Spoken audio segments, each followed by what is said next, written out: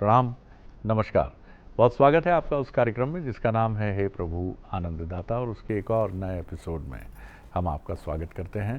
Screen पे जो WhatsApp number display होता रहेगा, आप अपने विचार, सुझाव, रिएक्शन, क्या देखना चाहते हैं, इससे जुड़ी जो भी आपकी रिएक्शन हो, प्रतिक्रिया हो, विचार हो, वो हमें लिख भेजिएगा। आज हम जिस विषय पर बात करेंगे, विद्वान वक्ता जो हमारे हैं कार्यक्रम के, उनके साथ, वो है गृहस्थ जीवन में अध्यात्म। अब हमने सुना तो ये भी है कि तपस्वी और ऋषि मुनि ये कहते हैं कि गृहस्थ जीवन से बड़ा कोई धर्म नहीं है, और एक किस्म का तप भी उससे बड़ा कोई नहीं है। क्योंकि संसार में रहते हुए, सांसारिकता में डूबते हुए, अगर आप ईश्वर का स्मरण और ब्रह्म का स्मरण कर रहे हैं या कर पा रहे हैं, तो इससे अद्भुत कोई बात नहीं है। ये मतलब लगभग असंभव माना जाता है कि एक तरफ माया और मरीचिका का एक बहुत विस्तारित, बड़ा फैला हुआ संसार है, और दूसरी तरफ ईश्वर है। और ये भी बड़ी दिलचस्प बात है कि अनेक संत गृहस्थ आश्रम में रहते हुए अध्यात्म के शीर्ष तक पहुँचे हैं। तो ये बात तो बहुत स्पष्ट होती है कि गृहस्थ जीवन कोई बाधा नहीं है, जिसको अब ये अपने मन की बात है कि आपने मन में सोच लिया इस बात को कि चलिए साहब, हम जीवन में गृहस्थ आश्रम में प्रवेश नहीं करेंगे और ये बाधा है। लेकिन ऐसा भी नहीं है, क्योंकि अनेक संतों ने ये प्रमाणित किया है कि गृहस्थ जीवन में रहते हुए भी वो ध्यान, तप, तपस्या की तरफ बड़ी आसानी से बढ़ते रहें। आज इसी पर हम बात करेंगे और सुनेंगे अपने विद्वान वक्ता प्रोफेसर डॉक्टर सुरेंद्र बिहारी गोस्वामी जी को, जो भगवत गीता के अध्येता और मानस मर्मज्ञ के रूप में ख्याति लब्ध हैं। चलिए, प्रणाम कर रहा हूँ डॉक्टर साहब, विषय आपके सामने है। ऐसा है, हमारे यहाँ परमात्मा ने गीता में बड़े अच्छे अच्छे उदाहरण दिए हैं, जिससे उन्होंने बताया कि अगर मैं लौकिक रूप से हूँ, कहाँ क्या हूँ। वो कहते हैं यदि वृक्षों में मुझे ढूंढ रहे हो तो मैं पीपल हूँ। वो अपना संबोधन देते हैं कि वृक्षों में अगर मुझे ढूंढ रहे हो मैं पीपल हूँ। फिर वो कहते हैं अगर आश्रम में तुम मुझे कहीं ढूंढ रहे हो तो मैं गृहस्थ हूँ। परमात्मा ने गृहस्थ आश्रम की श्रेष्ठता को प्रतिपादित करने के लिए अपने स्वरूप को गृहस्थ आश्रम में समाहित किया है। जी। मनुष्य का जीवन 100 वर्षों में कलिकाल में विभक्त किया गया है। हमारे जितने मनीषी हुए हैं, अधिसंख्यक मनीषी गृहस्थ जीवन में रहकर ही वेद, पुराण और उपनिषदों की संरचना करते रहे हैं। वेद व्यास जी, जिन्होंने 18 पुराणों की रचना की, सारे उपनिषद उन्होंने रचना की, ब्रह्मसूत्र भाष्य उन्होंने कहा, महाभारत जैसा इतिहास पुराण जो उन्होंने लिखा, वो विटपा की उनकी पत्नी है और सम्यक पराशाश्रम में वो निवास करते रहे। तो गृहस्थ जीवन कोई तुलनात्मक तथ्यों पर आधारित नहीं है, लेकिन गृहस्थ जीवन हमारे यहाँ अनुबंध नहीं, संबंध है। आप ध्यान रखिए, गृहस्थ जीवन हमारे यहाँ अनुबंध की श्रेणी में नहीं है, संबंध। मामला वहां बिगड़ गया जहां हमने उसको अनुबंध समझा, तो फिर गृहस्थ जीवन को समझ नहीं पाए। हमारे यहाँ जीवन के 4 चरण विभाजित किए गए, आयु और इंद्रियों को ध्यान में रखकर। आपके विषयों के प्रति इतना इजरिस्ट सूत्र है, कभी भी हमने आश्रम को समझा नहीं ना। तो आश्रम को समझा नहीं तो उसका इंटरप्रिटेशन नहीं किया, तो जीवन में हमको अपने जीवन में योजना बनाने का अवसर नहीं मिला। जीवन कहता है 25 वर्ष की उम्र तक तुम ज्ञान प्राप्त करो। जी। 25 वर्ष की उम्र तक, क्योंकि आप बचपन से बड़े हो रहे हो, धीरे धीरे संस्कार आकार लेता है, आपके आचार विचार, शिष्टाचार इत्यादि पनपते हैं, आप संपूर्ण सृष्टि के बारे में जानते हैं, आपकी शिक्षा दीक्षा होती है, इन समग्र माध्यम से आप ज्ञान प्राप्त करते हैं। तो ज्ञान क्या है? जो ब्रह्म की प्राप्ति कराता है। अर्थात आप इस सृष्टि के मूल को जान लीजिए कि मैं नाशवान हूँ और संसार चलायमान है। ये जान लेना ही ब्रह्मचर्य आश्रम है। ब्रह्मचर्य आश्रम को, चूंकि अंग्रेजों को इसके लिए आंग्ल भाषा और दूसरे लोगों को शब्द नहीं मिला, तो उन्होंने ब्रह्मचर्य का उपयोग केवल कैरेक्टर से जोड़ दिया, चरित्र से जोड़ दिया, और आप समझ नहीं पाए। आप करते वही हैं, आप कहें कि मैं इस आश्रम में नहीं हूं, तो आपके कहने से क्या होता है? आप रहते हैं। ये अलग है कि आप उसे प्रवीण सूची या उत्तीर्ण नहीं करते, उत्तीर्ण हो जाते हैं। पढ़ाई लिखाई तो करते हैं, संस्कार तो सीखते हैं, रोजगार के प्रति सक्रिय तो आप होते हैं, काम धंधा करने के बारे में विचार तो आप करते हैं, माता पिता भाई बंधु कुटुंब कबीले समाज राष्ट्र दायित्व कर्तव्य सबके बारे में यही ब्रह्मचर्य। फिर देखिए, दूसरा आश्रम आपके उस शरीर की अवस्था के अनुरूप बनाया गया है जैसे आप युवा अवस्था कहते हैं। तो इस युवा अवस्था में आपको उस आश्रम में प्रवेश मिलता है जो परमात्मा के स्वरूप का है, गृहस्थ आश्रम। आश्रम एक ठहराव है। अगर आप भवसागर पार करना चाहते हैं तो भावना आपके साथ होनी चाहिए। बहुत इंपॉर्टेंट। बिना भावना के आप भाव यानी संसार को पार नहीं कर सकते। संसार है क्या? प्रत्येक व्यक्ति की अपनी दुनिया है, प्रत्येक व्यक्ति की अपनी सृष्टि है, प्रत्येक व्यक्ति की अपनी उत्पत्ति है और प्रत्येक व्यक्ति का अपना प्रलय है। प्रत्येक व्यक्ति का अपना सुख है, प्रत्येक व्यक्ति का अपना दुख है, प्रत्येक व्यक्ति का अपना मन और स्वभाव है। इन समग्रता को लेकर मंथन करने के लिए जहां समन्वय की थाती पर संबंधों का वृक्ष विकसित किया जाता है उसे गृहस्थ आश्रम कहते हैं। वो है आपका गृहस्थ आश्रम जो दायित्व बोध से भरा हुआ है।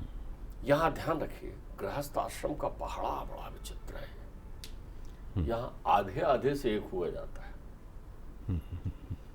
एक से एक मिल नहीं मिलता है, आधे आधे से होता है। एक हुआ। ध्यान रखिएगा, वामांग होती है पत्नी। वाम अंग का अर्थात जैसे ब्रह्मा के शरीर के दो विभाजन होने से मनु और शतरूपा नाम की सृष्टि का उद्भव हुआ, एक स्त्री एक पुरुष, वैसे स्त्री और पुरुष आधे आधे होते हैं। तो आधे आधे में जब संबंध होता है तो वो पूर्णमदः पूर्णमिदं पूर्णात् पूर्णम उदच्यते होते हैं जी। तो सृष्टि में पूरे आप होना चाहते हैं तो आपको गृहस्थ आश्रम में आना होगा। और गृहस्थ आश्रम भावनाओं के संबंधों की बुनियाद पर टिका हुआ होता है। यहाँ अनुबंध नहीं होता, यहाँ संबंध होता है। और समबंध का अर्थ होता है दोनों बराबर होते हैं वहाँ, आधे तुम आधे हम, बांट लेंगे गम आधा आधा। गीत की पंक्ति में देख रहा जी जी जी। एक कदम तुम एक कदम हम, गृहस्थ रूपी गाड़ी के दो पहिए। ठीक बात है। बुद्धि से उसको सारथी बनाकर उसमें बैठते हैं कौन? प्रकृति और ब्रह्म। देवी होती है गृहस्थ आश्रम की नारी और देवता होते हैं गृहस्थ आश्रम के पुरुष।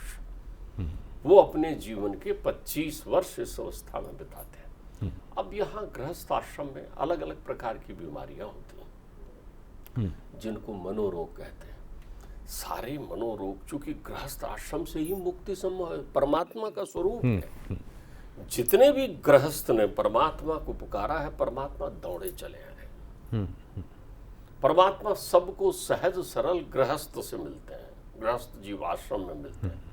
अब देख लीजिए, जितने ऋषि मुनि योगी कहाँ नहीं दौड़े, कुंती के पास दौड़े हैं, विदुरानी के पास दौड़े हैं, एकदम सहजता से दौड़े, कर्मा के पास दौड़े हैं, कहाँ नहीं दौड़े हैं। गृहस्थ आश्रम में बड़ी सहजता से दौड़ते हैं। परमात्मा तो गृहस्थ आश्रम का आनंद लेने ही पूर्ण अवतार लेते हैं। हमारे यहाँ पूर्ण अवतार परमात्मा राम और कृष्ण का बनाया है, जिन्होंने समग्र गृहस्थ जीवन में एक मर्यादा पुरुषोत्तम हुए तो एक कर्म योगी हुए। एक की बाल लीलाओं में महतारी का क्या सुख है, ये गृहस्थ आश्रम है। लेकिन गृहस्थ आश्रम में होता यह है कि हम अनुबंध पर आधारित हो जाते हैं और हमें मनोरोग आज के संदर्भ में हमें वो मनोरोग घेर लेता है जो अनुबंध या वो समझौता को जीवन का आधार बना लेता है। ज्यादा दुखी हैं कलिकाल के लोग, उनको बीमारियां हो गई है, मानसिक विकृति की बीमारी हो गई है, अधिकार में जीते हैं, दायित्व तो है नहीं, प्रेम का लावण्य है नहीं, भाव नहीं है तो भाव कैसे बनाएंगे। ऐसे ऐसे लोग मिले शरद जी, इतना धन्नो गृहस्थ आश्रम को देखने में।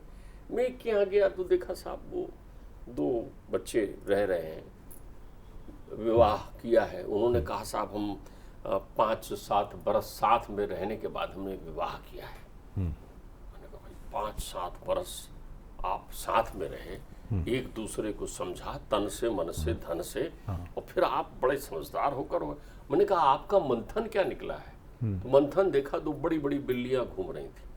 बोले हमने तय किया है कि इस संसार में संतान लाना निरर्थक है, ये बिल्लियां हम लेके आए हैं। मैंने कहा बेटी ये बिल्ली और कुत्ता तो तेरे जीवन में 4 बार जीते जी और मर जाएंगे, तो कौन सी निशानी अपने जीवन की दे जाना चाहता है? तो अनवरत अमर नहीं होना चाहता। इंजेक्शन गोली दवाइयों से अमर थोड़ी होते हैं। नहीं, संतति तुम्हें अमर करती है, अमरत्व प्रदान करती है। तुम्हारे संस्कार की थाती संतान लेकर चलता है।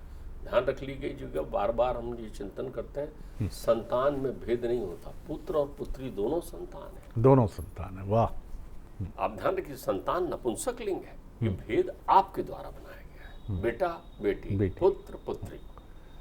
गृहस्थ जीवन की सबसे परम उपलब्धि है कि तू 2 से 3, 3 से 4 और 4 से बड़ा समग्र परिवार तेरा बने। गृहस्थ जीवन की थाती है कि जहाँ माता पिता का आशीर्वाद हो, चौखट पर देवता विराज रहे हो, मातृ भाव पितृ भाव, आनंद हो जहाँ बड़े भाई छोटे भाई हो, जहाँ बुआ की आवाज भी आ रही हो, जहाँ छन छन करते हुए पायल बजाती बच्चियां वो आंगन में घूम भी रही हो, जहाँ सुख हो दुख हो, जहाँ थोड़े बर्तन बज भी रहे हो उनमें संगीत उत्पन्न हो रहा हो। ये 25 वर्ष तेरे को जीवन के मिलते हैं, तब तक नई पीढ़ी गृहस्थ आश्रम में प्रवेश करने लगती है और तू संन्यास अपने वानप्रस्थी जीवन में पहुंच जाता है। तो वानप्रस्थी जीवन ऐसा नहीं मिलता, सुख दुख के भंवर से निकाल कर तुमको मिलता है। तो हमारे यहाँ गृहस्थ जीवन की बड़ी वंदनाएं हैं, बहुत श्रेष्ठता के साथ वंदना की गई है। और हमारे यहाँ गृहस्थ जीवन को देखने और सीखने के लिए सीता जैसी सतियां, सावित्री जैसी सतियां निकली हैं घर छोड़ करके। अरुंधति के पास बैठी है, अनसुईया के पास बैठी है, शिक्षा ले रही है। जा रही वन में तो अरुंधति बैठी है। अरुंधति समझाने के लिए वहां भी बैठी हैं सीता को मायके में जी। अरुंधति समझा कह रही हैं बेटा जीवन में ध्यान रख लेना, दोनों कुलों का मान बढ़ाना है तेरे को, दोनों कुलों का। क्या जन्म होता है स्त्री का जो गृहस्थ जीवन की आधार से। अद्भुत बात है, बिल्कुल सही है। क्या उसे दैवी चमत्कार है तुम्हारे जीवन में। एक स्त्री अपने आप में देवी का समतुल्य प्रत्यक्षता अवतार है गृहस्थ जीवन को संस्थापित करने के लिए। त्याग की मूर्ति, तपस्या की मूर्ति, साधना की मूर्ति, समर्पण की मूर्ति, तमाम क्षमा की मूर्ति। लेकिन आपने अनुबंधों की थाती में गृहस्थ जीवन का आनंद सुख और दुख से हटकर उसे ही मिलता है जो शरीर के आकर्षण से नहीं जुड़ता। गृहस्थ जीवन शरीर और वासनाओं के आकर्षण के विरुद्ध है, क्योंकि आपको जीवन का वो श्रेष्ठतम दिव्य भास जिससे परमात्मा कहते हैं कि मैं गृहस्थ हूं, वो प्रेम यही मिलता है। गृहस्थ जीवन उस मथानी की तरह है जहां ज्ञान वैराग्य और भक्ति को मथा जाता है। जीवन में अकल भी आती है, जीवन में त्याग भी आता है, स्मशान वैराग्य भी जागृत होता है। लड़ते हो, झगड़ते हो, बिछड़ते हो, सारी जीवन की परिकल्पनाएं होती है, तब भाव में शुद्धता आती है और भक्ति बनती है घर में। जब ये त्रिवेणी को आप मथते हो तब ना प्रेम उत्पन्न होता है। गृहस्थ जीवन प्रेम का मंदिर है, प्रेम का मंदिर है, प्रेम का मंदिर है। तो यदि आपके जीवन में शरीर का आकर्षण, एक लड़के ने लड़की की तस्वीर देखी या एक लड़की ने लड़के की तस्वीर देखी और तस्वीरों को देखकर चाहे आप ग्रहों के गुणा भाग को मिलाकर एकत्रित हो रहे हो, ये शरीर का आकर्षण है। गृहस्थ जीवन तुम्हें 2-3 बड़े तथ्यात्मक वैज्ञानिक बात सिखाता है। एक महतारी ने मुझसे कहा लड़का तो बहुत अच्छा है लेकिन अपनी महतारी से बड़ा प्रेम करता है, माँ की ही सुनता है। तो मैंने कहा माँ, अगर वो माँ का प्रिय है और माँ का भक्त है, आंख मूंद कर अपनी बेटी वहां सौंप के आ जा। बोले माँ मुझे तेज दिखती है। अरे मैंने कहा तेज और मंद ये जीवन का आनंद है, छोड़ दे दे। बोले क्यों? मैंने कहा जो अपनी माँ का होता है वो सभी का होता है, वो ईमानदार होता है। जो अपनी माँ के प्रति शुभ दृष्टि रखता है, जो अपनी पत्नी का होता है, वो ईमानदार होता है।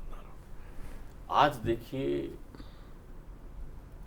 रावण का मन लेकर राम का स्वरूप बनाए संसार में घूमते हैं सीता को देखने के लिए। मिलेगी नहीं उन्हें, सीता राम को ही मिलेगी और राम सीता को ही मिलेंगे।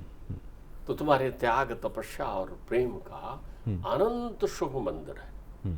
गृहस्थ जीवन के देवता होते हैं माता पिता। आप बड़ा भाग्यशाली मानिए अपने आप को यदि तुम्हारे घर में तुम्हारे माता पिता हैं।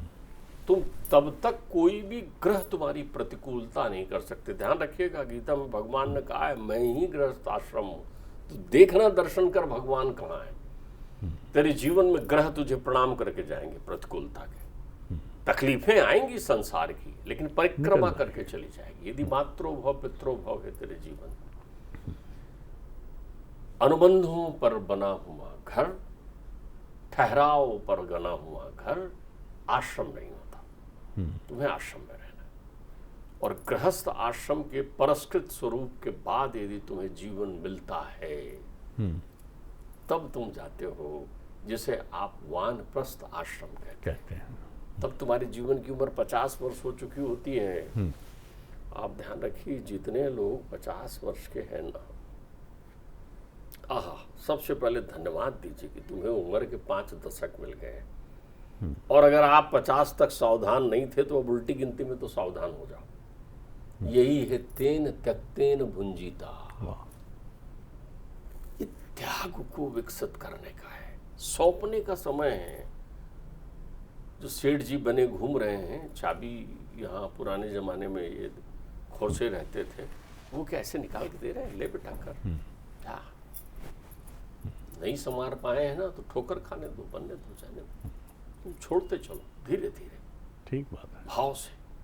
और इस समान प्रस्ती जीवन में जब छोड़ना सीख दोगे तो फिर विदुरानी और विदुर का आनंद लोगे। इसी समय आते हैं कान्हा जी, यही मिलेंगे, यही मिलेंगे आपको। यही टन का अवसर है। हाँ, भाव सागर पार होने के लिए भ्रमण करने का सुंदरतम अवसर 50 से 75 वर्ष का अवस्था है।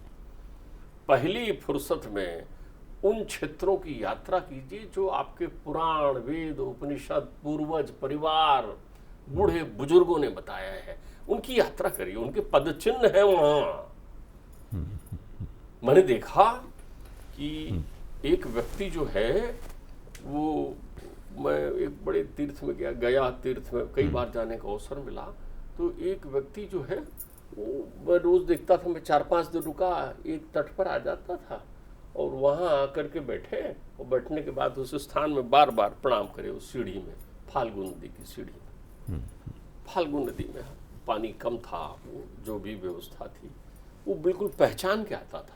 एक दिन मैं उस जगह पर बैठ गया, उसके समय पर वो मेरे पास आया, भाई साहब आप इधर बैठ जाएंगे? बोले मेरी माँ बैठी है यहाँ। मैंने कहा तुम्हारी माँ बैठी कैसे? बोले जब मेरी माँ थी वर्षों पहले तब मैं अपने पिताजी के पिंडदान के लिए यहाँ आया था, माँ मेरे साथ आई थी और रोज सायंकाल, उस समय सायंकाल का समय था, मेरी माँ इसी जगह पर बैठी थी। तो मुझे आज भी उनकी माँ की अनुभूति उसी जगह पर होती है। न जाने कहाँ किस जगह तुझे कौन सी स्मृतियां तेरी ताजी हो जाए, क्या लिखी मिल जाए। तो जब ये टन तेरा पूरा होगा फिर संसार की उपलब्धि बन जाना। गृहस्थ ने कहाँ पहुंचाया तुझे? मुक्ति के मार्ग में, मुक्ति के। तब तो न्यासी हो जाता है, किसका? संसार का।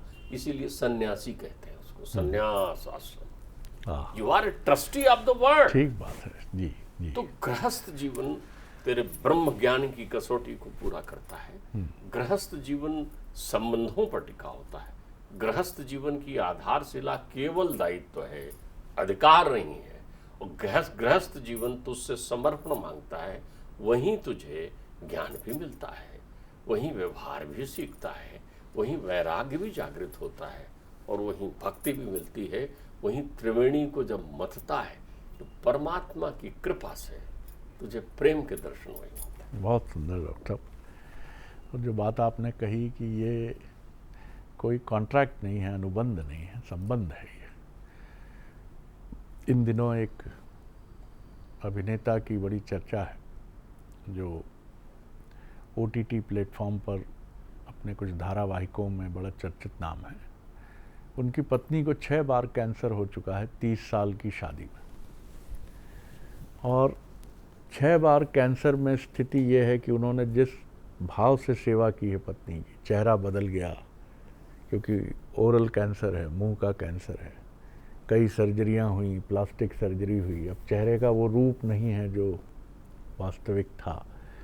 लेकिन पत्नी और पति दोनों हॉस्पिटल के बेड पर एक दूसरे का हाथ पकड़कर खूब दुखी भी होते हैं और खूब प्रसन्न भी होते हैं कि हम दोनों एक दूसरे के साथ अभी भी हैं। और इससे हमारे संबंधों में कोई फ़र्क नहीं है कि आज से 20 साल पहले या कैंसर के पहले तुम कैसी दिखती थी और अब कैसी दिखती हो। पत्नी बताती है कि जैसे ही शूटिंग ख़त्म होती है, ये बैग लिए हुए दौड़कर पागलों की तरह सीधे हॉस्पिटल आते हैं और बैठकर मेरी खूब सेवा करते हैं, और अगले दिन अगर 3 बजे भी शूट है, 2 बजे फिर आंखों में आंसू लिए रवाना हो जाते हैं। ये संबंध है, अनुबंध नहीं है। पैसे तो भेज दिए मैंने, सबसे अच्छे हॉस्पिटल में ट्रीटमेंट करा रहा हूँ। प्रेम का यही रूप परमात्मा है। इसीलिए तो प्रभु कहते हैं कि मैं अगर वृक्षों में पीपल हूँ तो मैं मनुष्य जीवन में गृहस्थ में हूँ। कितनी बड़ी बात है। और क्यों है ये बात? माता पिता के जो रूप हैं, अब वो गया का जो बिंब डॉक्टर साहब ने प्रस्तुत किया, एक पुत्र अपनी माँ का स्मरण कर रहा है, वो माँ कितने भाव में डूबी होगी अपने जीवन साथी के जाने के बाद। इन सारी चीज़ों को ध्यान में रखिए तो गृहस्थ जीवन की पवित्रता त्याग में किसी संत ऋषि महर्षि से कम नहीं है साहब। एक पिता की मुस्कान, माता की मुस्कान कितने त्याग के पुल पर खड़ी होती है हमें नहीं मालूम होता। बहुत धन्यवाद डॉक्टर साहब। अगले एपिसोड में एक और विषय लेकर उपस्थित होंगे।